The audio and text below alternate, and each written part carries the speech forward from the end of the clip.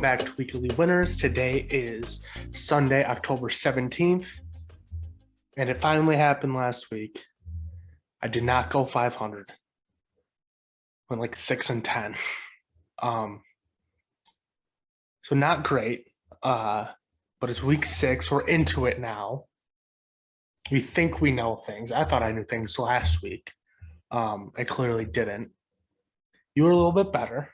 And it was 9-6-1, like up 2.5 units roughly, something like that. So we kind of went opposite there. I believe we're both. What's your lock of the week record? We're both 2 and 3. That's what I thought. Yeah. So not great. 2 in a row on locks. Hey, he's getting hot.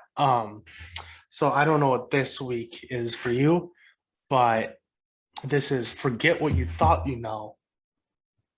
Let's get nuts week for me.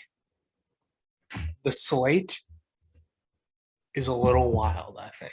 A lot of divisional games, a lot of home dogs. I will not be going 500 again. I think this is going to go very well or very, very poorly for me.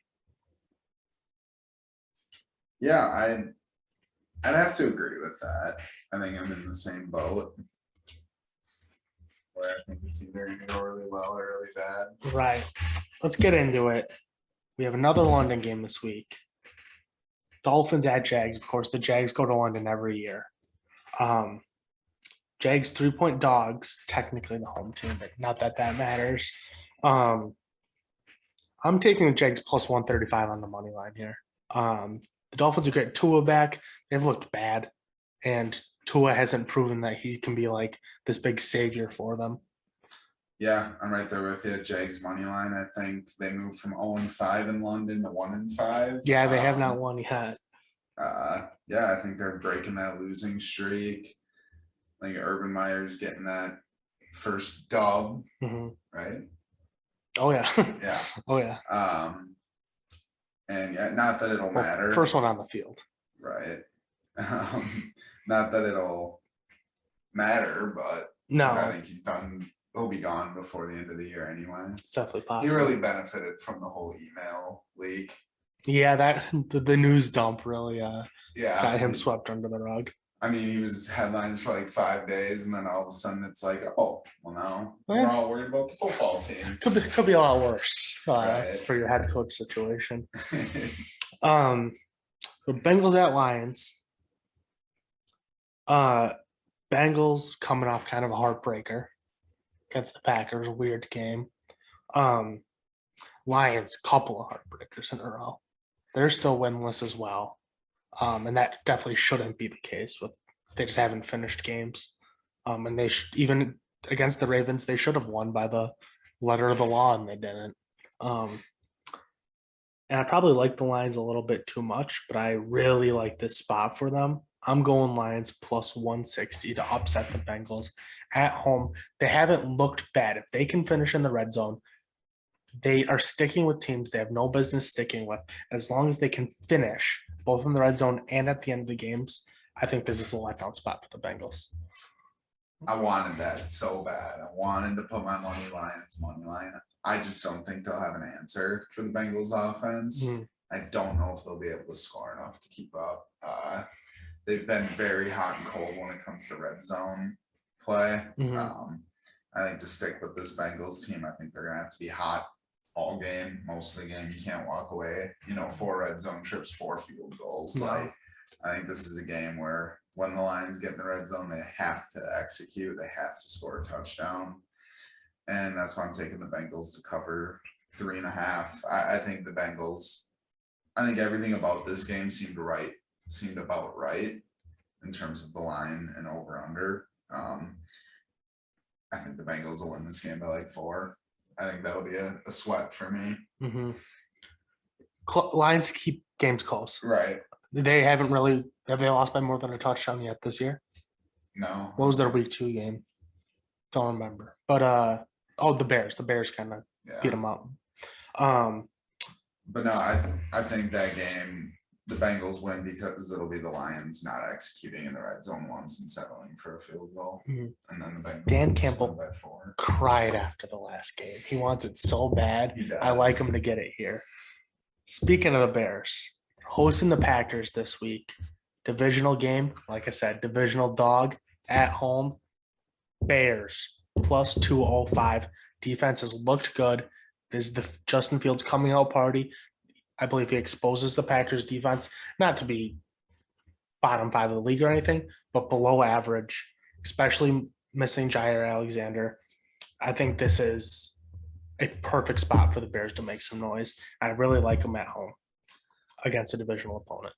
If you give me plus 200 for a team at home against another team in the division, I'm going to have to consider that every single time. Yeah. I kind of said I will no longer be betting the spread or money line on Packers games. Mhm. It's just I don't like to, but like you said, Jair's out. You'd like to think that means Chicago can move the ball a little better through the air. That Khalil, I don't remember his last name, their third string running back, whoever's getting the start, played really well last week. Yeah, he looked good. Looked really well. On the flip side, Rodgers is Rodgers. I think the Packers will score over 20 in this game. I think the Bears will too. I like the over 44 here. And that's what I'm rolling with. This could absolutely be a 24-23 type game. Right. Sticking with the divisional games, Texans at Colts. Now, I really like my first 3 plus line, money line, underdog bets. How nuts are we going to get here? Colts hosting the Texans at home. Colts played Monday night. What a heartbreak. You can't have a worse loss than that. Oh, right. Like, even if you got blown out, the coach throws on the film one time, you watch the game through pretty much at broadcast speed, and you forget about it. They might not even watch the tape other than a couple of important plays. They just want that team to move on. Blowing a lead like that to the Ravens at the end of a Monday night game, so being on slightly short rest, and the Colts aren't that good. They had no business really being up on the Ravens like that. Having that golden opportunity and wasting it. Talk about letdown spots. This is the ultimate letdown spot. Again, a divisional game with Davis Mills, who threw for 300 yards and 3 touchdowns and actually looked very good last week. Is that the new norm? Probably not. But you're going to give me the Texans plus 345. I'm going to take it. Like I said, I'm not going to win all these bets. But if I can go anywhere near 500, there's so many dogs I like this week. And I think if you ride with them consistently like I am, I think we'll end up making money. So for this game, Davis Mills proved last week he's competent. He's an NFL quarterback. Right. He's in the NFL for a reason. He will not consistently put up 300 yards and 3 touchdowns. No. But does he need to? I do think he can consistently move the ball. And that week 4 was kind of a fluke when he had 4 pass yards in the first half. Very bad. I think this Colts team will be able to score on this Texans team. I like the over in this game as well, 43.5. To me, this is just 2 bad teams that can surprisingly throw out a high scoring game. Yeah. We go Chiefs going to Washington. Washington hasn't really boasted the defense we expected from them this year. But the Chiefs have what looks like the worst defense in the league. And it very much may be. And get 7-point favorites on the road, despite really not being all they should be. Mahomes has not been Mahomes. I like Patrick Mahomes. Everyone likes Patrick Mahomes. He's the most talented quarterback a lot of us have ever seen. He just threw 2 picks in that Bills game that he didn't need to throw, that are not characteristically Patrick Mahomes type throws. Maybe this is the game where he realizes he has to turn it on, but going to the Super Bowl that many years in a row and that amount of success is just we haven't seen teams be able to do it. Even the Patriots, who are the dynasty over 20 years, there would be off years where they just couldn't, you can't win 13 games every year. Right. And this is a down year for the Chiefs. The name value is carrying them. So again, I love the number I'm getting, plus 250 at home for the Washington football team. They'll, again, much like how the Lions hang around with good teams, Chiefs let every team they play hang around with them, if not beat them. Washington and Taylor Heineke will have a chance to win this game in the fourth quarter. And if you're going to give me plus 250 odds at home that they can do it, I'm going to bet that every day and twice on Sunday. That's another line that I really liked, but I went with the line I'm a little more confident in. I think this game will go over 54.5. It's a pretty high over under. I believe that's the highest of the week. Yes, it is. But Taylor Heineke has proved he can score. I mean, that Washington team, every week you look, 28 points, 30 points. I believe their overs are 5-0. Yeah, the overs are 5-0. And I believe in the Chiefs as well, right? I think one hit, one missed, I think. Yeah, I think so. I'd have to go back and look, but either way, I think both of these defenses are not great. Obviously, the Chiefs is significantly worse. I love the over 54.5 in this game. So now we'll go Ravens, like we said, emotional win over the Colts, hosting the Chargers. This isn't some underdog. I like the plus money here. This is an overreaction of the Ravens beating the Colts and Lamar Jackson looking like an all-time quarterback. Like it's a bad Colts team. Let's not lose sight of what the Ravens defense did in the first half. They are not good. The Chargers are a better football team than the Ravens 5 times over. I'm betting the Chargers plus 115, not because I'm just betting every plus money line. The Chargers are a better football team than the Ravens. I could take them plus 2.5. I don't think that's very likely to come into play. So just give me them plus money. Give me the plus 115. The Chargers are my darling. I love them. I think I bet them to win the Super Bowl. I bet them to win that division. They're just better than the Ravens. Yeah, right there with your Chargers money line. Ravens have now won 2 games already that they had no business winning. I mean, they won against the Lions just because of the refs. Yeah. And then they lost, or they won that game against the Colts because of, it's not because Lamar balled out. It's because the Colts defense just didn't show up in the second half. Like Lamar balled out. He did. He balled out. He didn't. They went down a ton, and they started balling out against like a softer, like more conservative defense, and then he just had this like momentum about him that just was unstoppable in the second half of the fourth quarter. Right, and I think that's something teams have to look at going forward. When you get up on the Ravens, keep the pressure on Lamar. I don't think he's a great decision maker under pressure. And he almost fumbled the game away too at the end. Oh yeah. And he put one on the ground and then on the goal line. On the goal line, and then he almost did it again. I don't think he makes great decisions under pressure. I still stand by my statement that I don't think the Ravens will make playoffs. I really don't. I don't think they're that good of a team. I love the Chargers. I know they're your darling, but I'm a big Herbert. They're good. Yeah. Loving the Chargers money line here. Rams traveling across the country to New York to play the Giants. The Giants are plus 310 here. There's no chance that hits. Not even I'm crazy enough to touch that line.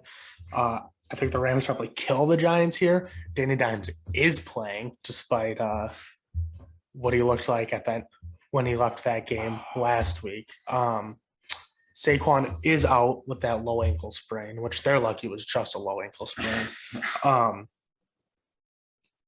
But the Rams, good defense, yes.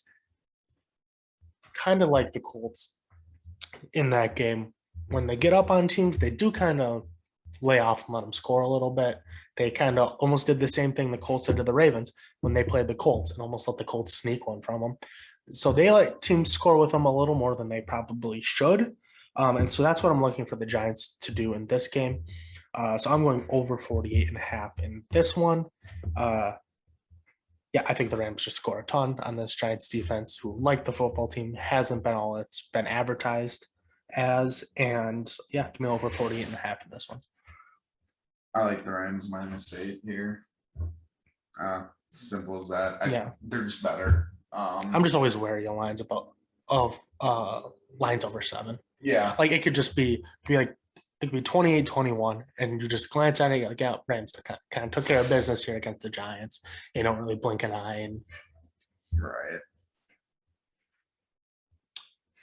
let's go Vikings at Panthers. And both these teams are kind of enigmas to me. The Panthers defense really good against bad teams, kind of got exposed by the Cowboys. They put up a ton of points against them, but they still can force turnovers. And they're scrappy. And the Vikings, who should have this super high-powered offense, and like we kind of talked about on last episode, you can't even use this excuse of Dalvin Cook being out because Madison played so good in his absence, and Dalvin Cook's back in this game, but they just haven't put points up against teams. So I'm going to kind of bank on those things coming together and the under 45.5 hitting in this one. The Vikings just seem to go and score a touchdown in like a minute and a half after getting the ball from kickoff, and then they still have 7 at halftime. It's kind of perplexing, and I think look for another low-scoring first half that carries this to go under. So I think you're gonna have to bear with me because I'm leading. I'm throwing my pick out first for the next game too. Okay. But for Vikings Panthers, I like the Panthers at home. I don't think it'll be a very good game. I think Darnold might struggle in back-to-back weeks here. The Vikings just haven't shown me anything that says that they can win this game. Yeah, it's as simple as that. I just think the Panthers win. I think it could be an ugly like 17-14 win. Or the Vikings offense just struggled so much last week for no reason. Or 2 weeks ago when they played the Browns, I should say. Yeah. Next, the most disrespectful line of the season. Cardinals at Browns. You know, you would think, okay, Browns are the home team. You know, that offense is putting up points. Defense is playing pretty well. You know, you think, okay, but, you know, undefeated Cardinals, you think, oh, you know, this is a pick 'em. Line at, you know, 2.5. Browns, you know, minus 115 to win, and money line, and Cardinals plus 115. No. Line's at 3.5 favorite for the Browns. Cardinals are plus 150 to win this game. Give it to me all day. Absolutely no reason the Cardinals should lose this game. That Cardinals offense, I think the Browns offense very well might put up 30 points. I think Nick Chubb is out. Oh, which makes it even better. Yeah. Actually, give me the over in this game too. Over 48.5. I definitely think this game can go over 48.5. One of these teams is scoring 30 points at least, and it's going to be the Cardinals. I have to apologize to the Arizona Cardinals because after betting against you the last couple of weeks, I'm hopping on the bandwagon. Cardinals plus 150. I don't like to hear that. It comes down to the most important position in sports. Both defenses have shown in a specific week that they can be special. They can go out and win you a game by themselves pretty much. Both teams have weapons. Chubb being out hurts a little bit. Both teams have exciting offensive weapons. It comes down to the man under center. You have Kyler Murray, who, how he's playing, has to be at least mentioned in the MVP conversation. I think he's actually the favorite right now. And you have Baker Mayfield, who I think is a negative at that position, especially with what he's shown this as a whole this year. I think it comes down, I think it's as simple as that. I think the teams are close enough to each other. I think look for Kyler to throw 3 or more touchdowns in this game. Look for Baker to throw 2 or more interceptions in this game. I think it's a wildly a large discrepancy in the stat lines between the two quarterbacks. I think that's what carries the Cardinals to beat the Browns at home here. Right. And I'm not saying the Cardinals are strides better than the Browns. They're not. But how is this game not at least a pick 'em?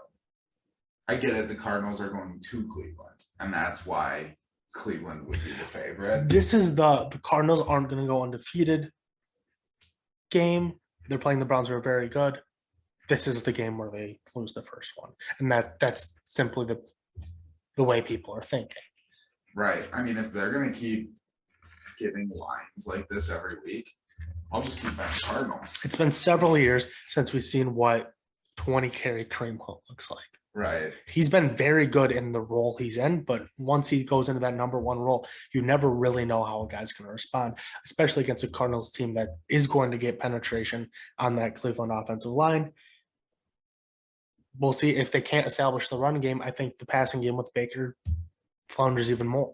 Right. And the Cardinals, they're here. They're obviously in win now mode. They trade for Zach Ertz immediately after which I love the game in the Eagles. Just gives them another veteran and another target for Kyler.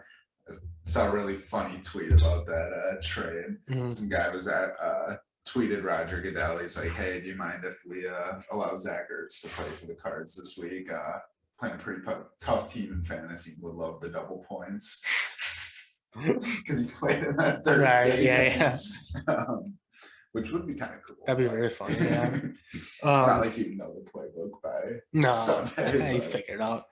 So we go Cowboys at Patriots. I don't know what you bet in this game, but I have an interesting statistic for you about this game and people betting on it so far.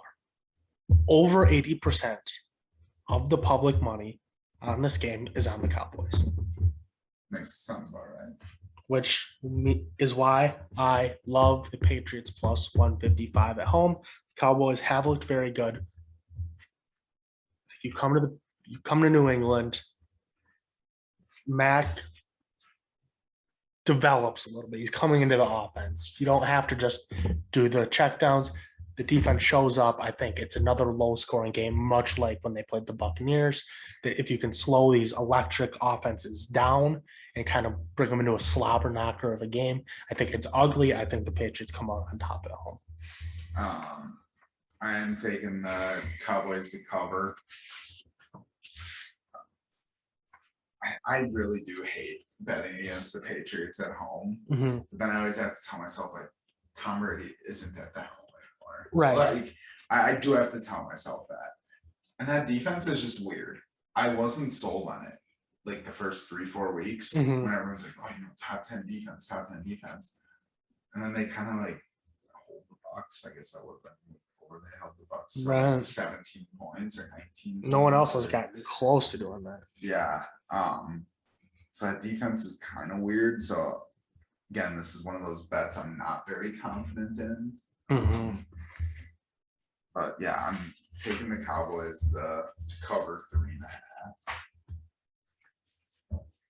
Raiders at Broncos. Raiders coaching in shambles. That's the story here.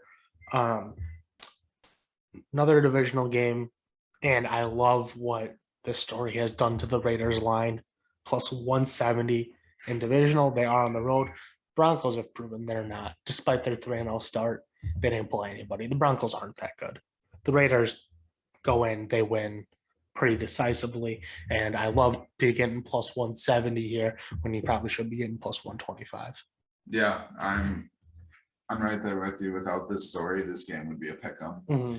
I like plus 170. People don't realize like the interim coach has been with Gruden for Yeah, he's with them in Tampa Bay. right. You know, like he knows the system. He knows it's just a different guy running the same system. Like, now I do think, like I said on our last episode, I do think there could potentially be some locker room issues. Mm-hmm.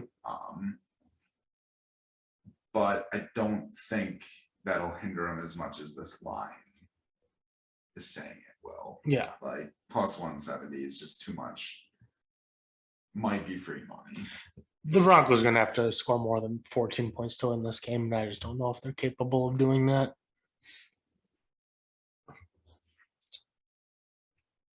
It's the Sunday night duel everyone's been raving about. Geno and Big Ben. Geno Smith versus Big Ben Roethlisberger.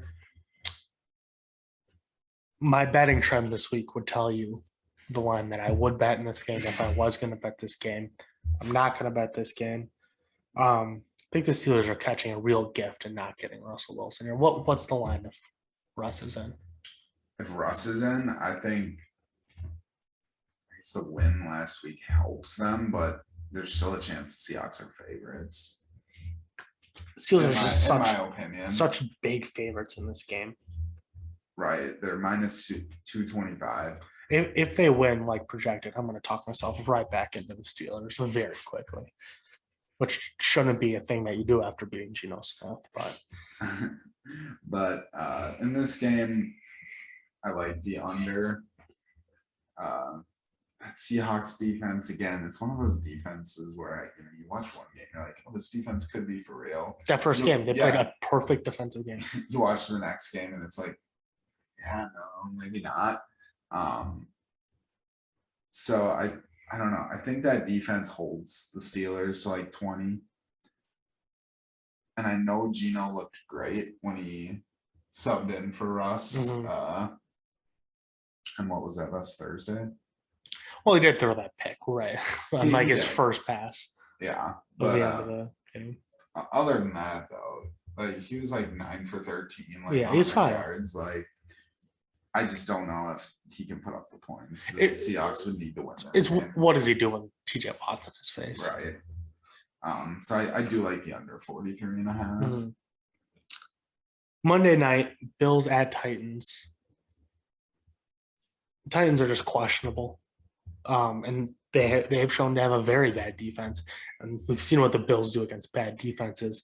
I love the Bills -6 here. And us as sports bettors, we owe the Bills a debt of gratitude.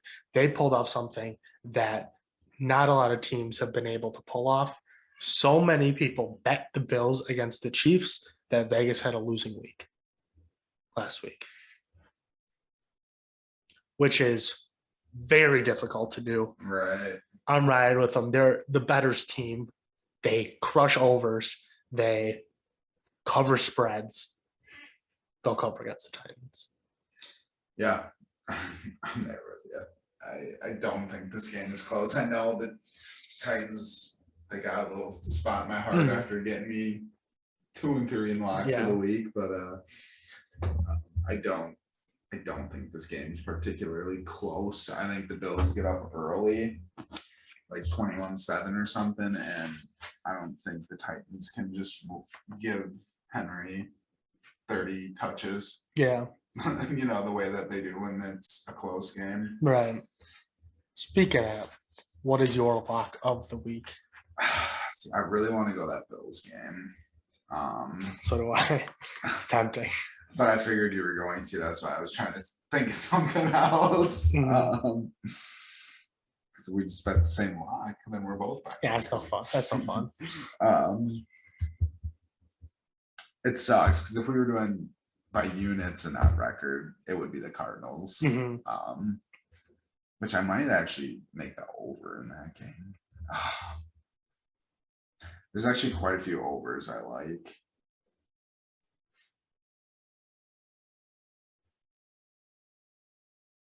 Bills -6. I'm just taking it.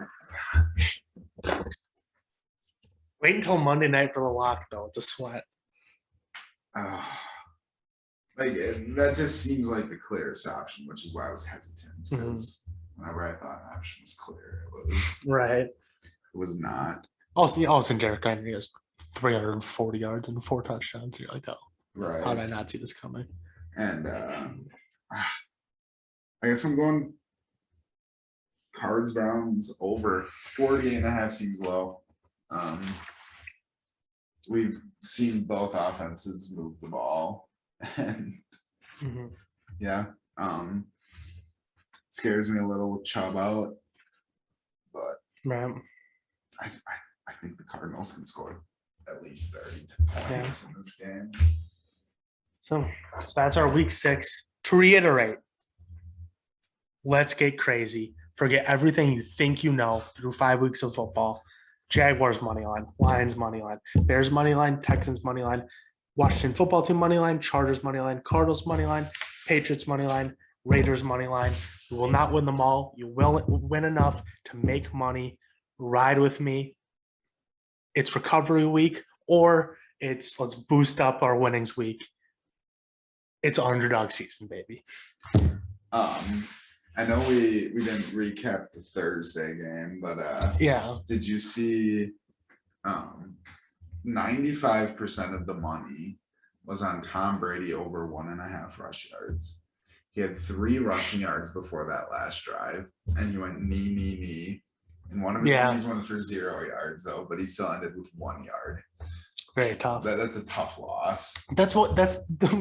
You have to consider that when banging a line that low, though. Right. Like the Buccaneers win most of their games, so you have to think there's more than a 50% chance that he's going to at least take 1 knee. Right, but then we've also seen 2 games this year where they bring in, I think Blaine Gabbert's their backup. Yeah. Where they bring him in to do the knee. Fair, so it's like, maybe Brady's taking the knee, maybe they're getting Gabbert out there. Like, I think what we could learn from this is clearly Bruce Arians is betting these lines. Oh yeah, you know he's taking the under. I'm gonna put an anonymous tip to my good friend Roger Goodell. Yeah, I mean that game, Eagles make it close at the end. Defense just couldn't stop Brady. Right, yeah, Kind it's of as expected. pretty uneventful altogether. Yeah, like closer than it should have been, but that's the Bucs defense. Yep. So thank you guys for listening. Catch us on Wednesday for our recap of week 5. That is, unless my parlay to go what would it be 13-0 hits, then you'll probably never see me again. But assuming that doesn't happen, we'll see you guys on Wednesday, and thank you for listening.